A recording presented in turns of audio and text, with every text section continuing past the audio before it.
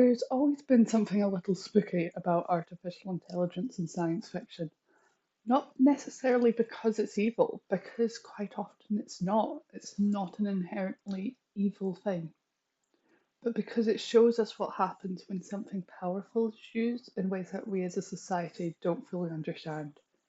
From early short stories in the golden age of sci fi to prestige sci fi TV dramas to soap operas watched multi generationally over dinner, AI's been lurking in our media for decades.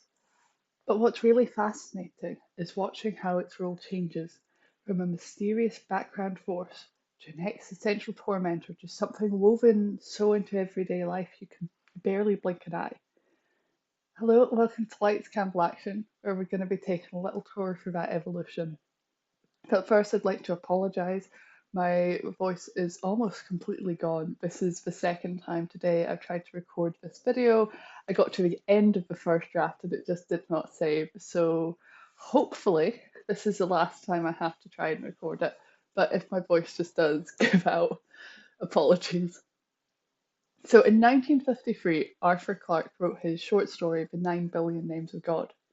It's a simple enough story. A group of Tibetan monks hire a bunch of computer engineers to set up a supercomputer that calculates every potential name of God according to their very strict specific rules. So if a computer does it, it goes ahead, it does its thing, and as soon as that 9 billionth name, the last potential name of God, is computed, the stars all start flickering out. That's it. It's the end of the world. This was a very common theme of this era of sci-fi, this idea that humans have a purpose. But once we work out what that purpose is, it's kind of game over. There's a similar Asimov story, which I'm blanking on the name of, but it surrounds the origins of humor and how humans are the only species that have humor and take joy in bad puns and silly jokes and stuff like that. And so they task a supercomputer with finding out, like, hey, where did humor come from? And it finds out that actually we're just an experiment from a bunch of aliens. And as soon as we find that out, they take humor away from us. We no longer find things funny. It's like the ability is just gone. It's a very common theme, this idea that there is some force controlling us. But here, the supercomputer is not that force because the supercomputer isn't inherently evil anyway. It has no idea what it's doing. It wasn't even personified in the text, like at all. It was just a computer. There's no one to blame in the story.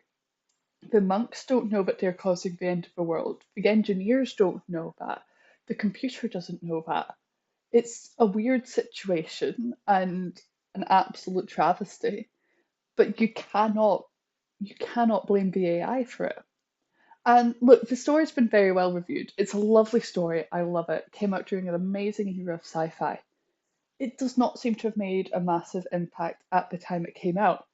In 2012, it won a retrospective Hugo Award of the year. And now, with our current climate and our current themes around AI, um, it's very well received. But Kirkus Review called it quietly remarkable, with my own personal emphasis on the quietly. It's a good story. It's important to learn, and it's one of our first examples of AI demonstrating human fears in such a way. But it was very obscure, it was very under the radar at the time. If my mum had been alive in 1953, she wouldn't have read it. I'd be sitting at the dinner table with her explaining the story to her, which is a lot like our dynamic in 2025, right? But that's just important to know that it's there, the fears are there, but they're not quite on the surface yet. And then in 2015, the Doctor Who episode Heaven Sent came out. In it, and here massive spoilers for Heaven Sent and the follow-up episode Hellbent. They're amazing episodes. If you haven't watched them yet, I would strongly recommend them. I strongly recommend coming back to this video once you've watched them because it's really good to go into them blind. So in Heaven Sent, the Doctor is trapped in a weird torture castle for like 3 billion years while the Time Lords try to get some information out of him regarding this creature called the Hybrid. So again, here something similar to AI is being used. I'm not quite clear on whether this, like, it's called the confession dial, right? The piece of Time Lord technology that's used to help dying Time Lords make peace with like the fact they're dying. You pop them in the dial, they get to make sure they have no regrets, so that when they die, everything's fine. Now, I don't know whether we can class this as AI or whether it's just technology that is so far ahead of human technology that we struggle to comprehend it. But it kind of it links two ideas of AI, right? There's a definite connection there. Sorry, I'm sitting on the floor, not very comfortably. um, so this confession dial doesn't know that it's doing anything wrong. It's been told to get a confession out of the doctor, and that's what it was built for. It's called the confession dial. It doesn't know it's doing anything evil. And now, in Heaven Sent, there is a real villain. There is someone you can blame, which is the Time Lords who have put the Doctor into this scenario. But the AI again is not evil. Now, what's really crucial to note is this episode was watched by 6.19 million people. So a fair number, but by the nature of the show, it probably didn't stand out that much. I watched it retrospectively, like after it came out, so I don't know how much of an impact it made at the time because I was like 10. Um, but Doctor Who is a sci-fi show, so if you're sitting down to watch Doctor Who, you're expecting these kinds of themes, and so for a lot of people, the kind of idea that it mirrors, that's the word I've been looking for, but it mirrors AI doesn't really register because we've already had evil AIs, evil robots, evil similar things happening. Daleks and Cybermen can very easily be read as like a metaphor for AI, especially like exclusively really the modern interpretations of them. But the confession dial in Heaven Sent doesn't necessarily stand out as being a mirror of real life AI, especially the 2015 AI wasn't really on anyone's radars as well. So despite 6.19 million people watching it, it forms kind of a middle ground between example one and example three of it's popular, but it's not quite directly linked to modern AI, quite like our next example. So our next example has on average 4.1 million viewers an episode, and that is Emmerdale. So Emmerdale is the whole reason I'm making this video. It started off in 1972 under the title of Emmerdale Farm, about this wee farming family in Yorkshire, and it's been running ever since. So, for those of you who don't know, there's kind of a holy trinity of sorts of like British soap operas. That's Emmerdale, Coronation Street, and EastEnders, and they are all very similar structure. They follow a rotating cast of characters and their weird and dramatic lives. And because they've all been running for so long, you're watching modern day Emmerdale, and it's like actually to fully understand what's happening here, you need to have watched this 90s episode where this happens, and you need to know this plot line from the 2000s. It's a bit of a mess, but it's deeply entertaining. So a current plotline on Emmerdale, and I'll try to keep this as understandable to someone who does not know all the lore as possible. So buckle up for this. So John has killed a few people. Mac finds this out.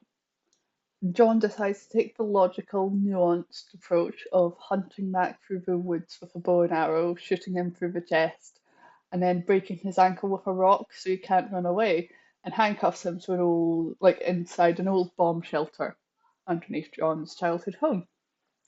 Now, here's the important bit for the video essay. John then takes Mac's voice notes from his phone, things like shopping lists and messages to people. There's a bit where they reveal that Mac just sometimes records himself complaining about stuff, which is very on brand.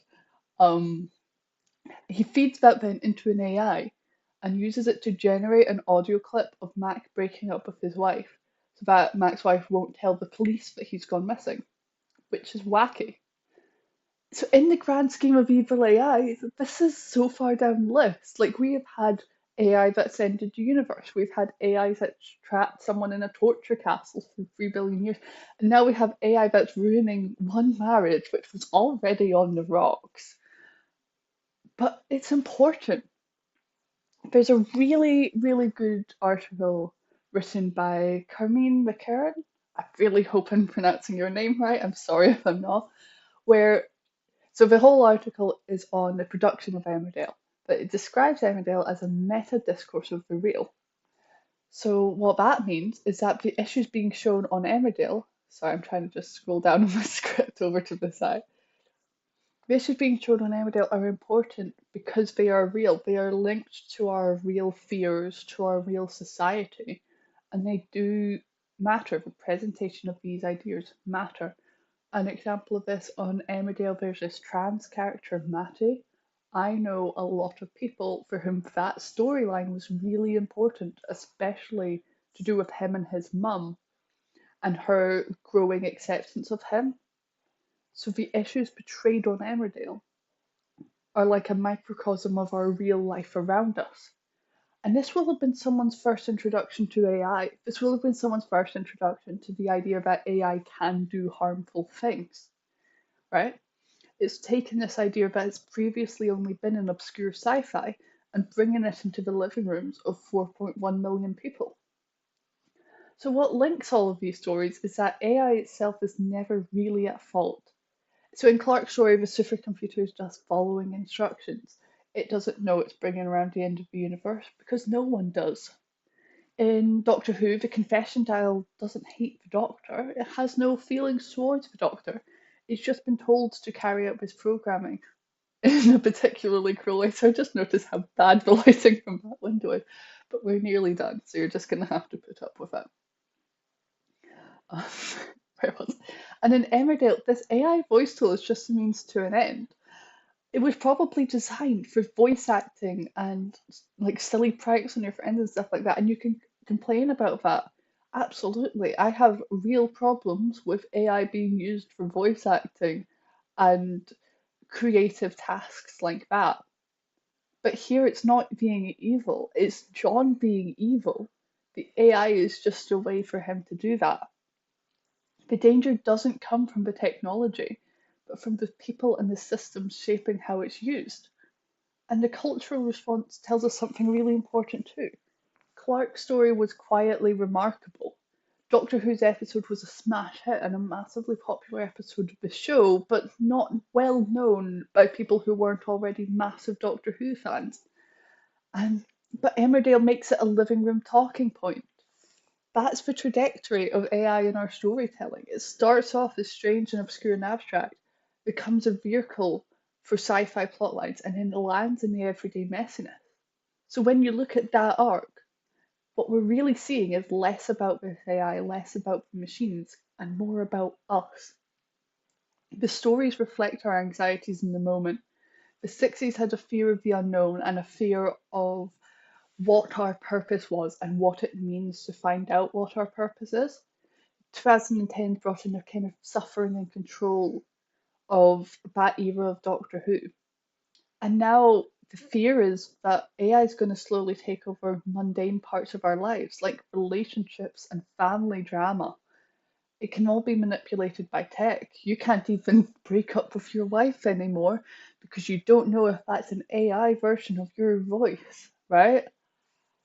The monster isn't AI, it's how people use it, and the fear of it slowly becoming more and more entrenched in our society. And the fact that Emmerdale's now tackling these themes just shows how deeply AI has moved from the speculative, obscure sci-fi into the everyday cultural imagination. This has been Lights Campbell Action.